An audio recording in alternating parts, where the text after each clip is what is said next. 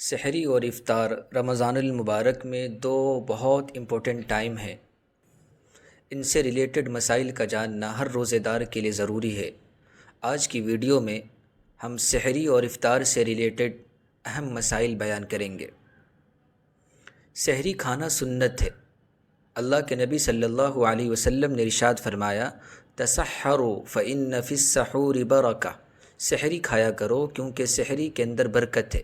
ایک حدیث میں اللہ کے نبی نے ارشاد فرمایا، فصل بین صیامنا وصیام اہل الکتاب اکلۃ السحر، ہمارے اور اہل کتاب یعنی جیوز اور کرسچن کے روزوں کے درمیان فرق سحری کھانا ہے کہ ہم مسلمان سحری کھاتے ہیں اور جیوز اور کرسچن سحری نہیں کھاتے۔ ان حدیث سے پتہ چلتا ہے کہ سحری کھانا سنت ہے، عبادت ہے۔ اگر بھوک نہ بھی لگی ہو تو چند کھجور اور چھہارے کھا لیں، یا کوئی اور چیز تھوڑی بہت کھا لیں، یا کم از کم ایک آدھ گلاس پانی پی لے، تب بھی سحری کھانے کا ثواب حاصل ہو جائے گا۔ سحری تاخیر کر کے، ڈیلے کر کے کھانا یہ مستحب ہے، لیکن اتنی بھی تاخیر نہ کرے کہ صبح صادق ہو جائے، اس کے اندر شک پیدا ہو جائے۔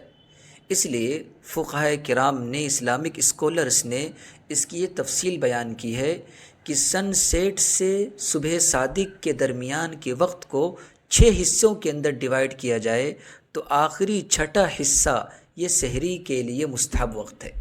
فار ایگزامپل، آج کل سن سیٹ سورج غروب ہوتا ہے 6:45 بجے اور صبح صادق ہے 6:45 بجے۔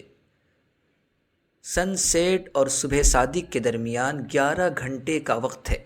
اس کو 6 حصوں کے اندر تقسیم کیا جائے تو اس کا چھٹا حصہ 1 گھنٹہ 50 منٹ کا نکلے گا، یعنی تقریباً 4 بجے سے 6:45 بجے کا وقت آج کل یہ سحری کھانے کا مستحب وقت ہے، اور اس کے اندر بھی ڈیلے کر کے، تاخیر کے ساتھ سحری کرنا یہ مستحب ہے، لیکن اتنی تاخیر نہ کرے کہ صبح صادق کے طلوع ہونے کے اندر شک پیدا ہو جائے۔ غلطی سے یہ گمان کر کے کہ ابھی سحری کا وقت ہے، سحری کر لیا، بعد میں پتہ چلا کہ صبح صادق ہو جانے کے بعد سحری کیا تھا، تو روزہ نہیں ہوگا، بعد میں اس روزے کی قضا کرنی پڑے گی۔ اگر کسی دن تاخیر کے ساتھ نیند کھلے، صبح صادق کے بعد اذان ہو رہی ہے یا اس کے بعد سحری کا وقت نہیں ملا، تو بغیر سحری کھائے روزہ رکھنا چاہیے۔ سحری نہ کھانے کی وجہ سے روزے کا چھوڑ دینا یہ بڑی بے ہمتی کی بات ہے، گناہ کی بات ہے۔ سحری کھانا فرض نہیں ہے۔ ایسا نہیں کہ اگر ہم نے سحری نہیں کھایا تو ہمارا روزہ نہیں ہوگا۔ تو سحری کے چھوٹ جانے کی وجہ سے روزہ نہیں چھوڑنا چاہیے، بلکہ بغیر سحری کے روزہ رکھ لینا چاہیے۔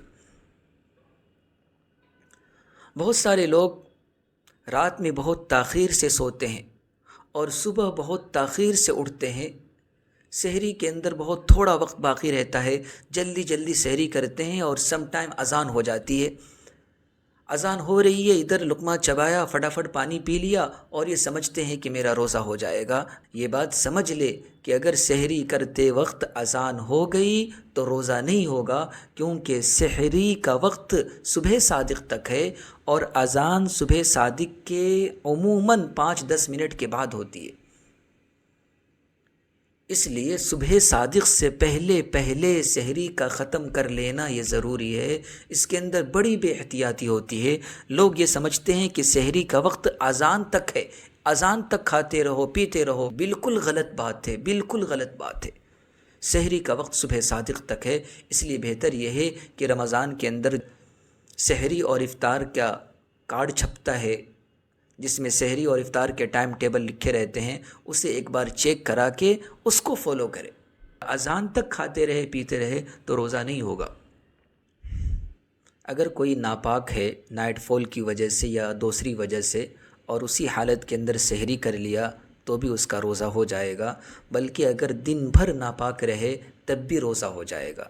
لیکن لیٹ سے نہانے اور غسل کرنے کی وجہ سے، دیر تک ناپاک رہنے کی وجہ سے اسے گناہ ملے گا، کیونکہ ظاہر سی بات ہے ناپاک ہے تو فجر کی نماز چھوٹے گی، بقیہ نمازیں چھوٹیں گی، اس وجہ سے اسے گناہ تو ملے گا تاخیر سے نہانے کی وجہ سے، لیٹ کرنے کی وجہ سے، لیکن روزہ اٹ سیلف ہو جائے گا۔ افطار کے اندر جلدی کرنا یہ مستحب ہے۔ جیسی سورج غروب ہو جائے، سن سیٹ ہو جائے، افطار کر لینا چاہیے، بلا وجہ سن سیٹ کے بعد تاخیر نہیں کرنا چاہیے۔ اللہ کے نبی صلی اللہ علیہ وسلم نے ارشاد فرمایا کہ اللہ فرماتے ہیں احب الی عبادی اعجلہم فطرا، افطار کے اندر جلدی کرنے والے بندے مجھے بہت پسند ہیں۔ افطار کھجور سے یا پانی سے کرنا چاہیے، اگر یہ نہ ہو تو کسی اور چیز سے کر لینا چاہیے۔ لیکن بہت ساری عورتیں نمک سے افطار کرتی ہیں اور اسے دین سمجھتی ہیں، ثواب کی چیز سمجھتی ہیں، اس کا دین سے کوئی تعلق نہیں ہے۔ افطار کے وقت کی گھڑی دعا کی قبولیت کی گھڑی ہے۔ اللہ کے نبی صلی اللہ علیہ وسلم نے ارشاد فرمایا کہ افطار کے وقت کی دعا رد نہیں کی جاتی، لیکن بہت سارے گھروں میں بہت سارے حضرات، خاص طور سے عورتیں، افطار کی تیاری میں اس طرح بزی ہوتی ہیں کہ افطار کا وقت ہو جاتا ہے لیکن افطار کی تیاری چلتی رہتی ہے، اور جو دعا کی قبولیت کی گھڑی تھی اس کے اندر دعا کی توفیق نہیں ہوتی۔ اس وقت خاص طور سے دعا کرنا چاہیے۔ یہ وقت اللہ تبارک و تعالیٰ کو بہت پسند ہے کہ سامنے کھانے رکھے ہوئے ہیں، صبح سے انسان بھوکا ہے، پیاسا ہے، تمام چیزیں موجود ہے، اس کے باوجود نہ کھاتا ہے نہ پیتا ہے۔ اللہ تبارک و تعالیٰ کو بڑا پسند آتا ہے کہ بندہ میرے حکم کے انتظار میں بیٹھا ہے۔ اس وقت اگر آدمی دعا کرے تو وہ دعا بہت قبول ہوتی ہے۔ اپنے لیے، امت مسلمہ کے لیے، ماں باپ کے لیے دعائیں کرنی چاہیے۔ خاص طور سے یا واسع الفضل اغفر لی پڑھنا چاہیے، اے بڑے وسیع فضل و کرم والے میری مغفرت فرما، میری بخشش فرما، میرے گناہوں کو درگزر فرما، یہ دعائیں کرنی چاہیے۔